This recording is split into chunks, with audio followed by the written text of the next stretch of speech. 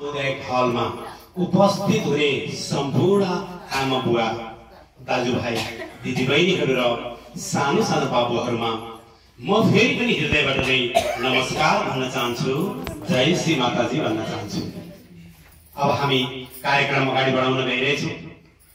अब हजुरहरूले यो एकदम बर्खाको समयमा रोपेको धान अहिले हिउँदको समयमा उठाएर कति गाह्रो समय अमूल्य समय निकालेर आइदिनु भएकोमा म आभार व्यक्त गर्दै आजको कार्यक्रम सुरु गर्नको लागि श्री माताजीसँग अनुमति चाहन्छु। जय श्री माताजी। अब हामी कार्यक्रम सुरु गर्न गइरहेछौँ। 1-1.5 घण्टाको लागि हजुरहरू तन मन ध्यान चित्त म अगाडि बढ्दै जान्छु, हजुरहरू मेरो पछाडि आउँदै जानु होला।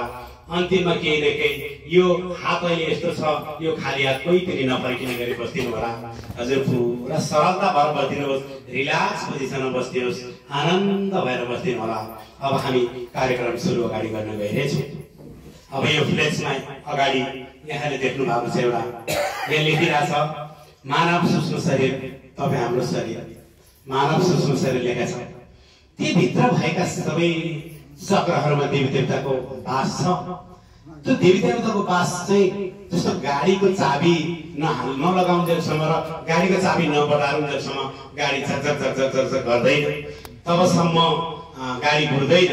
त्यस्तै आज आएर सबै कुरा बुझेर जानेर यहाँहरूले यो कुण्डलिनीको जागृतबाट यो गाडीको चाबी जस्तो खोलेपछि सबै चक्रहरूको उत्थान भएर आत्म साक्षात्कार प्राप्ति गरेर अवश्य पनि हामी घर फर्किन्छौँ। अब म सुरु गर्न गइरहेछु। यहाँ माथि लेखेको छ सहज योग आजको महायोग। सबभन्दा पहिला सहज योग भनेको के हो यहाँहरूलाई भन्न गइरहेछु, बताउन गइरहेछु।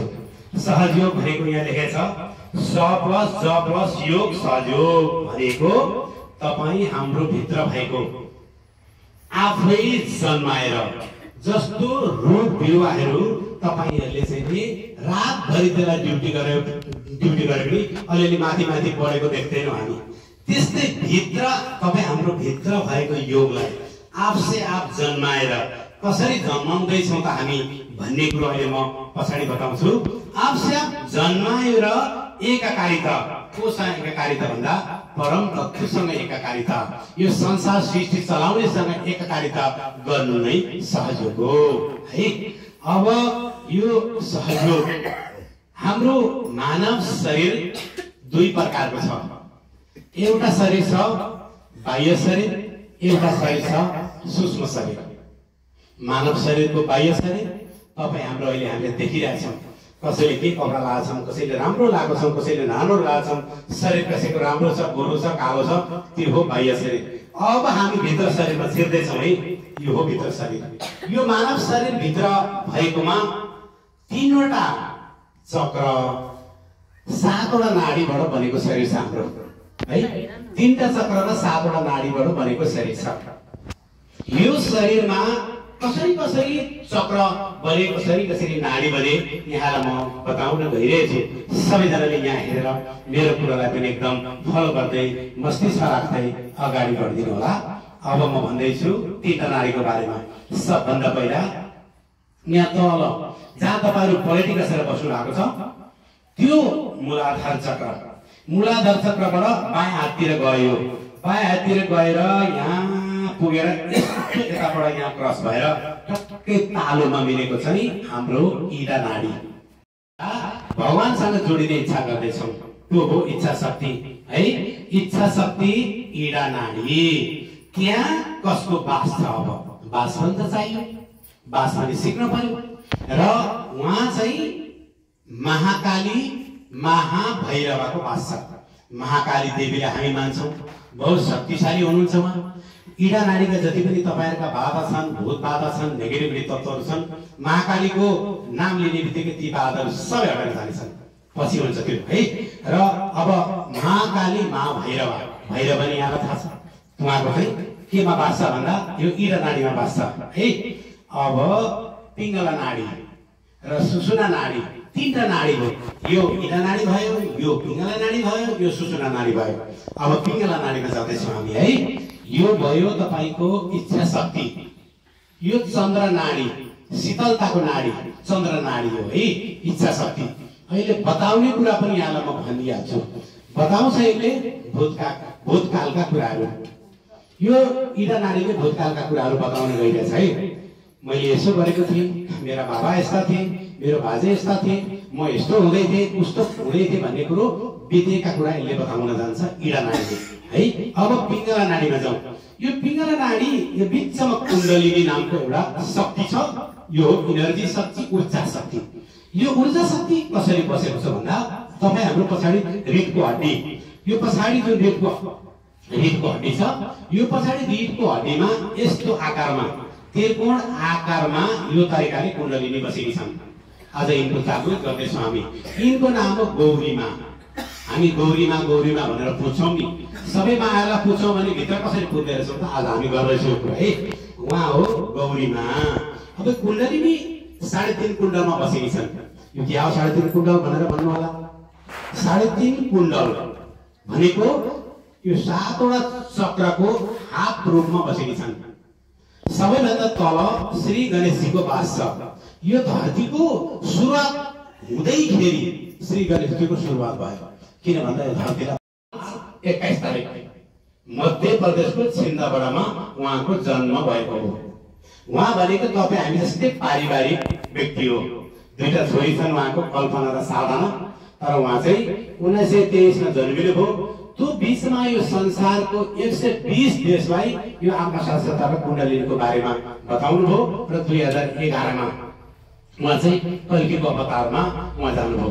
उहाँको बडी अहिले निर्मल धाममा रहेछ। उहाँ बाहिर गएर यसरी हात थाप्ने बित्तिकै तपाईँको शरीरै पुरै नयाँ जस्तो हुन्छ बरफले, त्यति महत्त्वपूर्ण छ। उहाँको चाहिँ यो शरीरको संसारमा के रहन्छ, उहाँहरूको शक्तिको मतलब रहेछ जो हामी अहिले उहाँको शक्तिमा चलिरहेका छौँ है त। अब 1970 मा उहाँले चाहिँ के गर्नुभयो, यो संसारमा भएका मानव जातिको लागि अब सत्य चाहिँ के हो त, वास्तविक के हो। पहिलो सत्य रहेछ शुद्ध आत्मा, दोस्रो सत्य रहेछ त्यही आत्मा परमात्मासँग एकाकारिता गर्नु भनेको दोस्रो सत्य रहेछ। त्यसको लागि उहाँले 3 दिन 3 रात चाहिँ नारगोलमा, नारगोल भने समुद्र छ ठुलो, त्यसैको छेउमा साइडमा एउटा जङ्गल थियो। त्यो जङ्गलमा एउटा रुखको फेदमा 3 दिन 3 रात ध्यान बस्नु उहाँले। ध्यान बस्दाखेरि मानव जातिको लागि वास्तविक सत्य चाहिँ अब के रहेछ त, कनकन्दरमा रहेका सबै मानव जातिहरू भगवान भगवान भन्दै बसेका मानव जातिहरूले आफै भित्र भगवान खोज है भन्ने चाहिँ उहाँले खुदको प्रमाण यहाँ पाउनुभयो। उहाँले चाहिँ आत्मसाक्षात्कार प्राप्ति गर्नुभयो। उहाँको पनि पुरै चाहिँ विश्व ब्रह्माण्ड खुल्यो।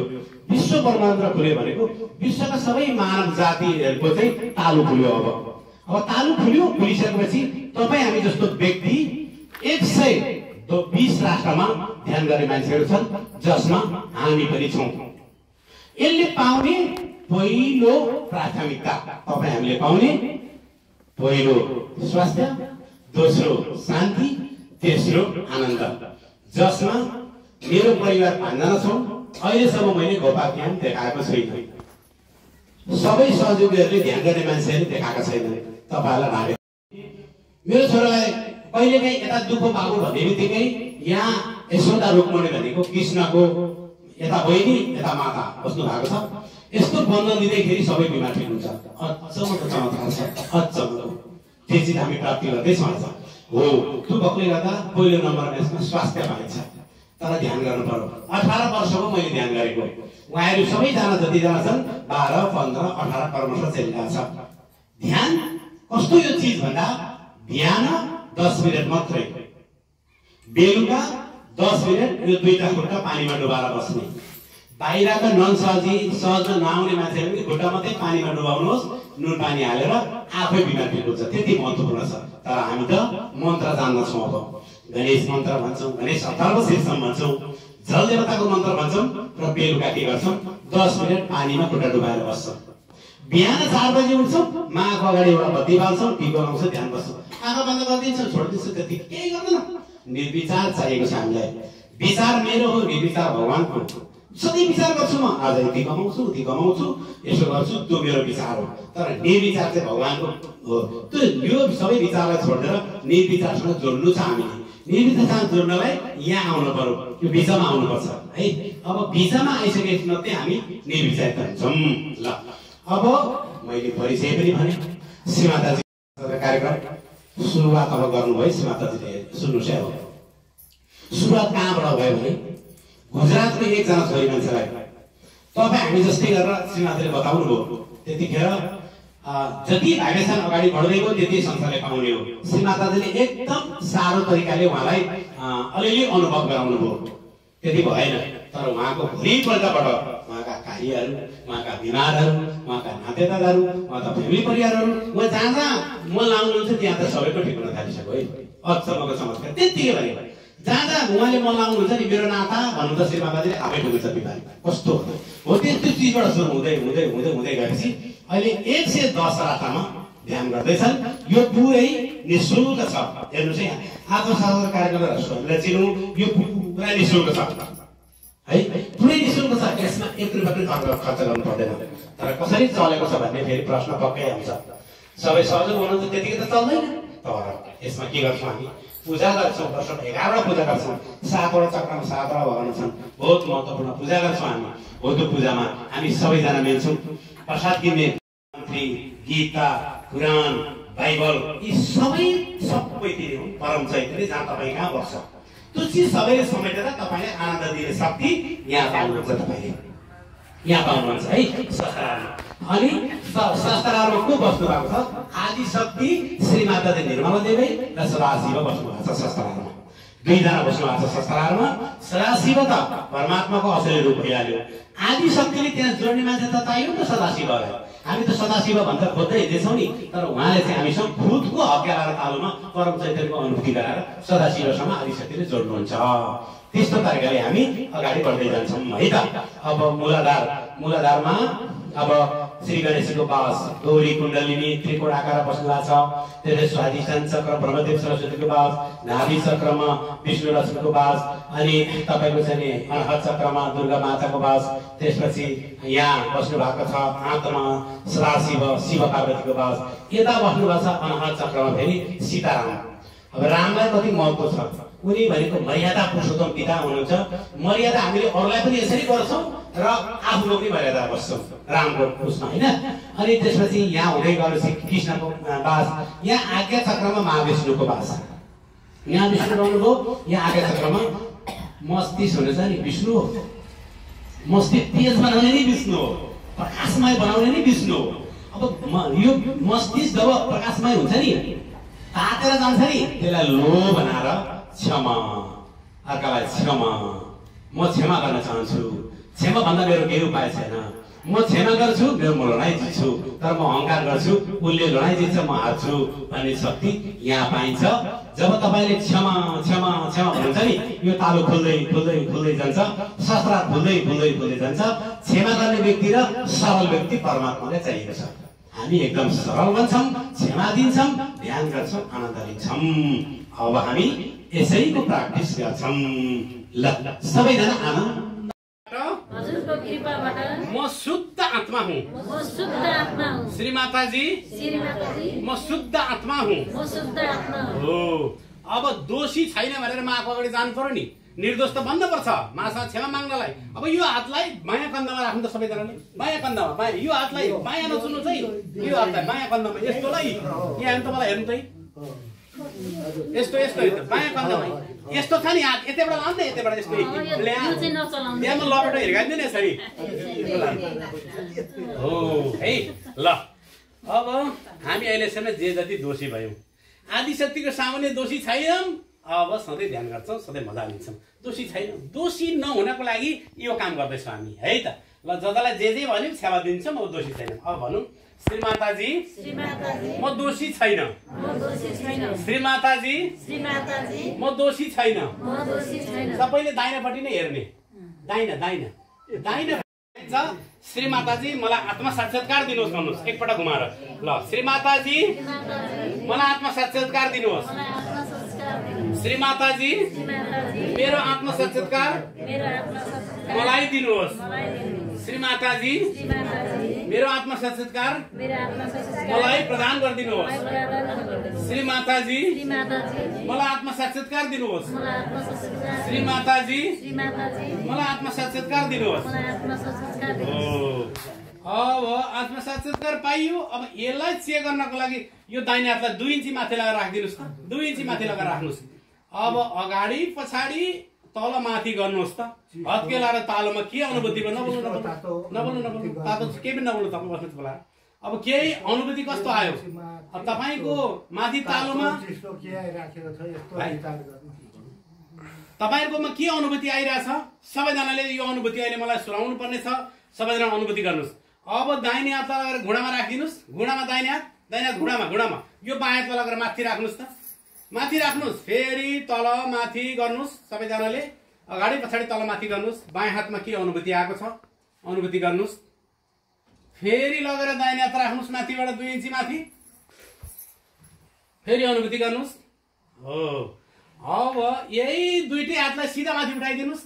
मुन्टालाई पछाडि राख्नुस्। अब परमात्माको चाहिँ परमात्मालाई धन्यवाद त दिनु पर्यो नि। हामीलाई यहाँसम्म परमात्माले ल्याउनु भयो भने धन्यवाद दिनुपर्छ उहाँलाई। श्रीमाताजी यही हो परमात्माको परम शक्ति।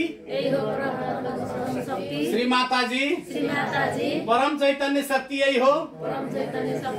श्रीमाताजी परम चैतन्य शक्ति यही हो। दुईटै मलाई आत्मसाक्षात्कार दिनुहोस्। श्रीमाताजी मलाई आत्मसाक्षात्कार दिनुहोस्। श्रीमाताजी मलाई आत्मसाक्षात्कार दिनुहोस्। श्रीमाताजी मलाई आत्मसाक्षात्कार दिनुहोस्। अब यो हातलाई 2 इन्ची माथि उठाउँ सबैजनाले र अनुभूति गरौँ, महसुस गरौँ के अनुभूति हुन्छ हत्केलामा तालुमा। अनुभूति गर्नु होला सबैजनाले। हातलाई अलिकति माथि फेरि तल 2 इन्ची अगाडि पछाडि राख्नुहोस्। अनुभूति गर्नुहोस्।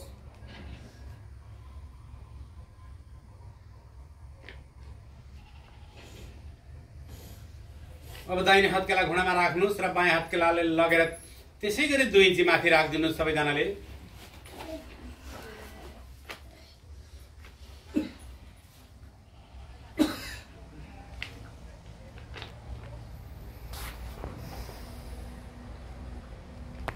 फेरि दाहिने हात लगेर अनुभव गरौँ।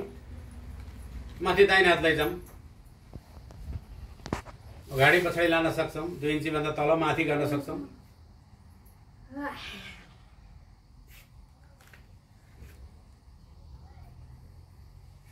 अब दुईटै हात सिधा आकाशतिर फर्काम सबैजनाले। मुन्टोलाई पनि पछाडि फर्काइदिउँ। आँखा बन्दै रहोस्। श्रीमाताजी परमात्माको स्थानमा